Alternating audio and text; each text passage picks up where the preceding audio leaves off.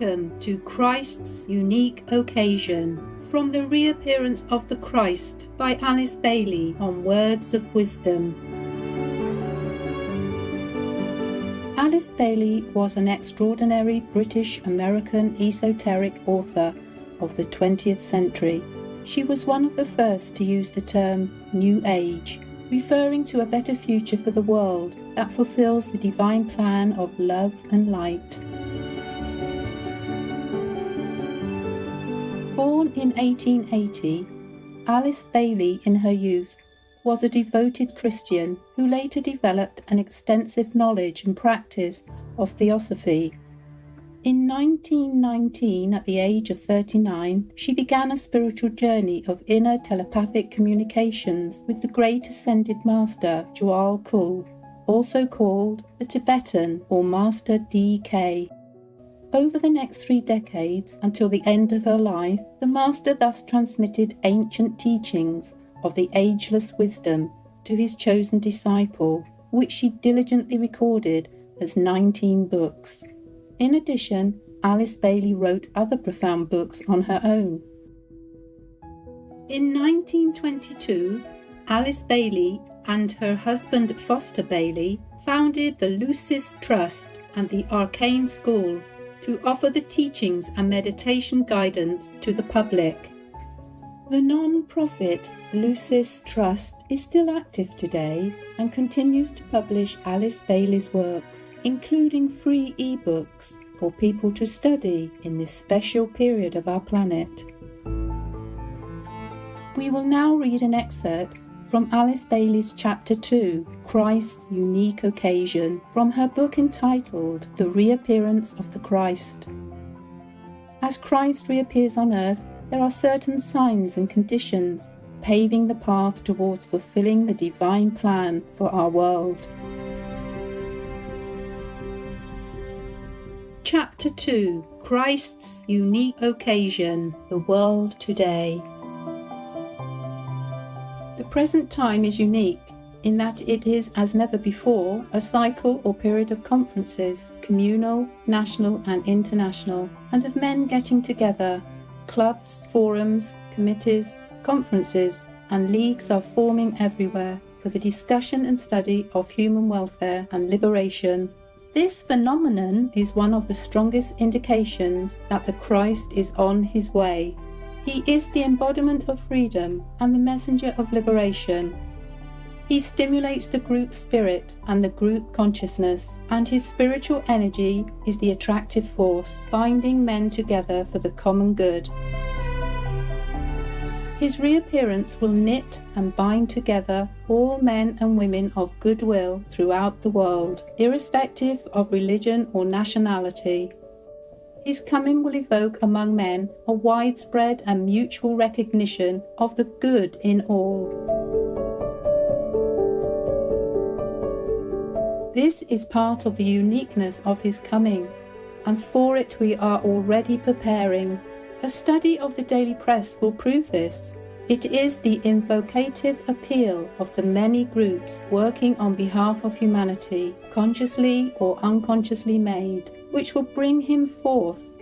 Those who carry out this great act of invocation are the spiritually minded people, the enlightened statesmen, the religious leaders, and the men and women whose hearts are full of goodwill. They will evoke him if they can stand with massed intent, with hope and with expectancy.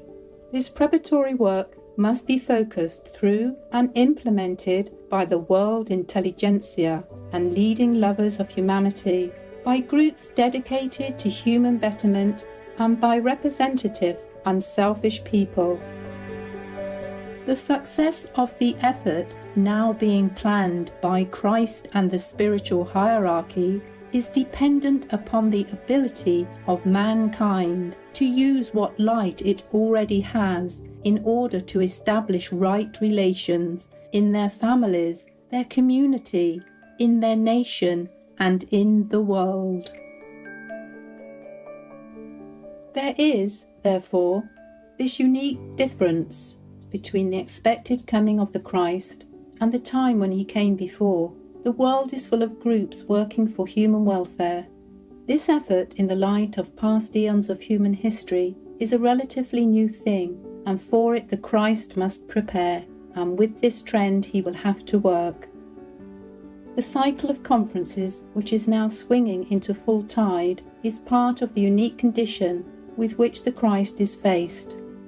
Before, however, Christ could come with his disciples, our present civilization had to die.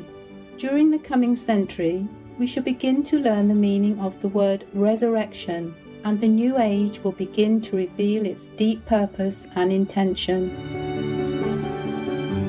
The first step will be the emergence of humanity from the death of its civilization, of its old ideas and modes of living, the relinquishing of its materialistic goals and its damning selfishness, and its moving forward into the clear light of the resurrection.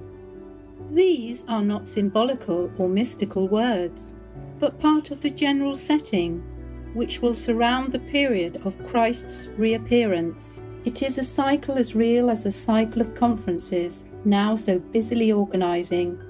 Christ taught us when he came before the true meaning of renunciation or of the crucifixion. This time his message will be concerned with the resurrection life. The present cycle of conferences is preparing men everywhere for relationships. Even though today they may seem widely divergent in nature, the important factor is the general human interest and thought about establishing the need, the objectives involved, the means to be employed.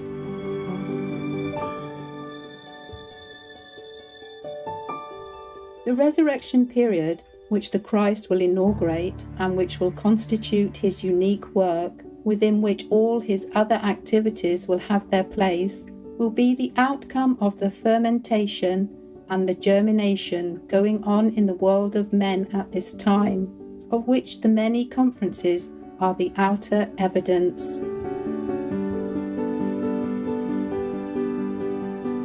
It was these various unique conditions which the Christ faced during the years of war, when the need of humanity forced him to decide to hasten his coming. The unhappy state of the world as a result of centuries of selfishness and of the world war, the unique sensitivity which men everywhere were showing as a result of the evolutionary process, the unique spread of knowledge about the spiritual hierarchy, and the unique development of group consciousness, showing itself on every hand in the multiplicity of conferences, confronted Christ with his unique occasion and presented him with a decision which he could not avoid. Reverently, we might say that in this occasion of the Christ's, two facts were involved, and that both of them are difficult for man to understand. The fact of the synchronization of his will with that of the Father, and the fact that this synchronization led to a basic decision, must be recognized by us.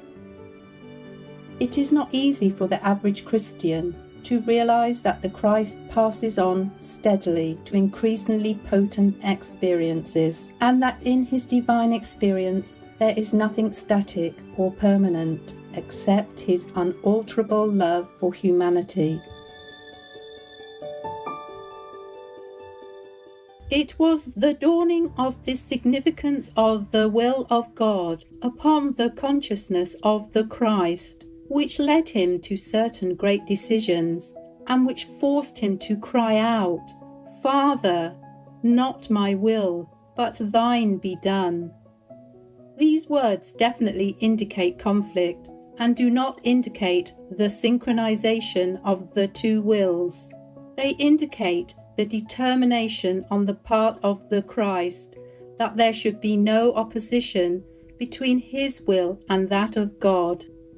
Suddenly, he received a vision of the emerging divine intention for humanity, and through humanity, for the planet as a whole. At the particular stage of spiritual development, which Christ had then attained, and which had made him the head of the spiritual hierarchy, the one who engineered the emergence of the kingdom of God and established him as the master of all the masters and the teacher of angels and of men. His consciousness was absolutely at one with the divine plan. Its application on earth and its goal of establishing the kingdom of God and the appearance of the fifth kingdom in nature was simply for him the fulfilling of the law, and to that fulfillment his entire life was and had been geared. The plan, its goal, its techniques and its laws, its energy, that of love, and the close and growing relation between the spiritual hierarchy and humanity were known to him and fully understood. At the highest point of this consummated knowledge, and at the moment of his complete surrender to the necessary sacrifice of his life to the fulfilling of this plan, suddenly a great expansion of consciousness took place. The significance, the intention, the purpose of it all, and the comprehensive divine idea, as it existed in the mind of the Father, dawned upon his soul, not on his mind, for the revelation was far greater than that. He saw still further into the meaning of divinity than had ever before seemed possible. The world of meaning and the world of phenomena faded out, and esoterically speaking, he lost his all. For more details and the full online version of Alice Baile's book, The Reappearance of the Christ, please visit lucistrust.org.